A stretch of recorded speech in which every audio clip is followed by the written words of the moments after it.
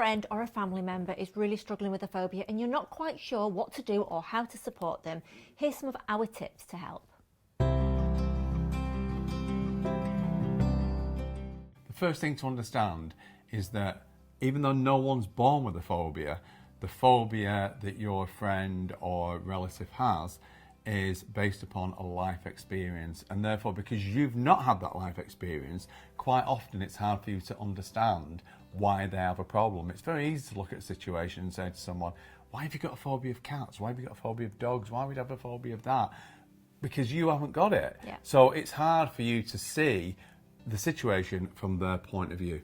Now, the next tip that we'd like to give you is just to be kind, because you know, they don't want this phobia, so you've got to try and be kind and try and be understanding, and do bear in mind that a phobia isn't a choice. It's something that happens because of some sort of a trauma or learning, because it can be copied behaviour, and therefore they have no option about their phobic response. It's a massive protection mechanism that they've implemented, and often it's quite wrong because it stems back from childhood.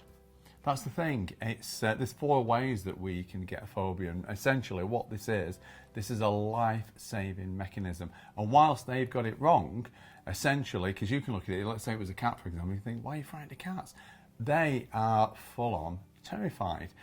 So the way that you've got to try and help them is to distract them. You see, because in the moment they're protecting themselves from the thing that they're phobic to, whereas if you distract them, then essentially it will take them in another direction. It's a bit like when you distract someone and when you're working on something and someone asks you a question and you speak to that person and come back, whatever you're working on, you think, oh, what was I doing now?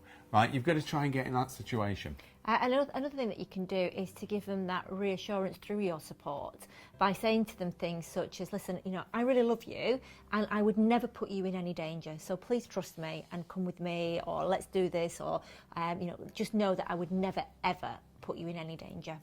Now, in our experience, a lot of people who've had phobias have, you know, tried many different types of therapy to overcome them. And a lot of people go, I've tried CBT, it didn't work. I've tried hypnosis, it didn't work. And they give up on things.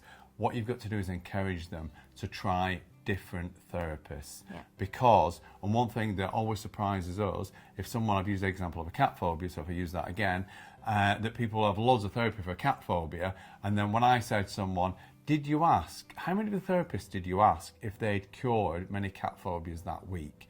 And the answer is, I've never asked them the question at all. I don't know if they cured any cat phobias. So just consider that.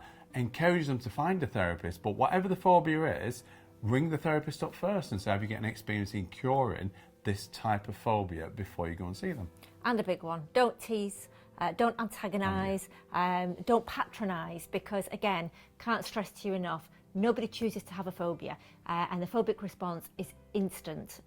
They have created a link to their fight or flight response. They can't stop it, so it's not a choice, and that is why you should be understanding and not antagonise, patronise or tease, and just show kindness and understanding. That's right, understanding, sympathy and distraction. Yeah. If you want some more information, or you would like to pass on some more help to your friend or your loved one, then obviously we've got loads of films here on our YouTube channel, but we've also written a book called Conquering Anxiety, and that actually covers lots of phobias. It covers how to address a phobia and takes you through our 5-step formula to overcoming a phobia as well. So really hope that you can now, with that little bit of more understanding, support your loved one with their phobia.